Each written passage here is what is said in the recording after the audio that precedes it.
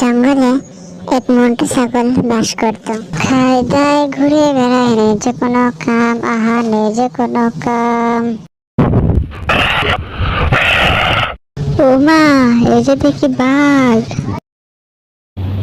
বেটা, আজ তোকে পেয়েছি। আজকে হাতে নাগাদ পেলে তোকে আজ ঘর মোটকে চিবিয়ে খাবো।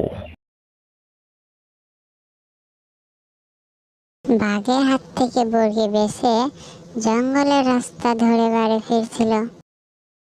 বাবা, আগামীকাল বাঘের হাত থেকে জব্বর বাসা বেঁচেছি। সেই সময় হাতি যাচ্ছিল জঙ্গলের রাস্তা ধরে।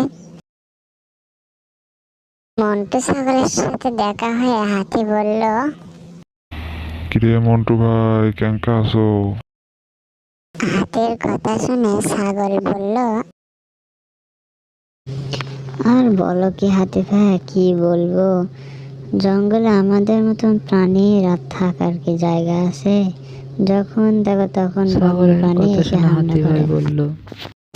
ছাগল ভাই, জঙ্গলের নিয়মটা এটা, ওরা অন্য প্রাণীর উপর নির্ভরশীল। কিন্তু মন্টু ছাগলের এইভাবে দুঃখে জীবন কাটছিল। অনেক দুঃখ বেদনায় একা একাই মন্টু ছাগল জীবন কাটাচ্ছিল। কখনো বাঘের ভয়, কখনো আবার নেকড়ে।